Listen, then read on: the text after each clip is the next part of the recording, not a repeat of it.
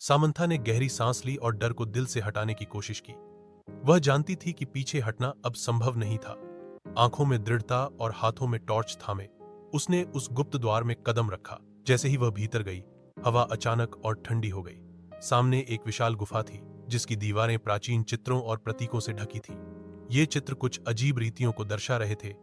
आग की लपटों में खड़े लोग, एक वृत्त के भीतर मंत्रोच्चारण करते आकृतियां, और एक परिवार का वृक्ष जिसकी सबसे निचली शाखा पर उसका नाम खुदा हुआ था, समांथा डेर। वह चौंक गई। इसका मतलब यही था कि यह सब उसके अस्तित्व से जुड़ा था।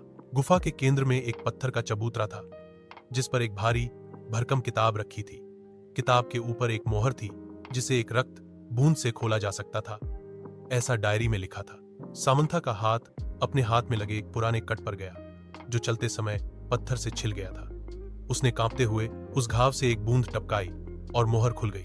किताब के पन्ने अपने आप पलटने लगे जैसे किसी अदृश्य हाथ ने उन्हें छू लिया हो। फिर एक आवाज गुफा में गूंज उठी, नर नारी के बीच की, न जिंदा न मृत की, एक रहस्यमयी फुसफुसाहट, उत्तराधिकार स्वीकार कर लिया गया है। तभी चारों ओर की दीवारों पर आग की रेखाएं बन गईं और एक और द्वार खुला, इस बार कांसे से बना, भारी और चमकता हुआ।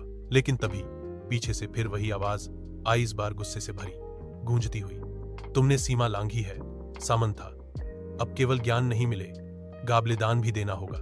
गुफा की छत से पत्थर गिरने लगे, हवा में धूल भर गई। चारों ओर अंधेरा और रोशनी के बीच सामंथा उस कांसे के द्वार की ओर दौड़ी। उसके हाथों ने जैसे ही द्वार को छुआ, पूरी गुफा रोशनी से भर गई और उसका शरीर हल्का हो गया, जैसे वह एक और दुनिया की दहलीज पर खड़ी हो। एक पल को सब कुछ शांत हो गया और फिर अचानक ही वह किसी और जगह थी। चारों ओर घना जंगल था, नीले चमकीले पत्तों वाले पेड़ और हवा में अजीब सी गंध। यह दुनिया उसकी नहीं लग रही थी, लेकिन उसके सामने वही किताब फिर से प्रकट हुई, खुली हुई, और एक नई पंक्ति उभरती गई। अब तुम जानोगी वो सत्य जो कभी मनुष्यों को बताने का इरादा नहीं था।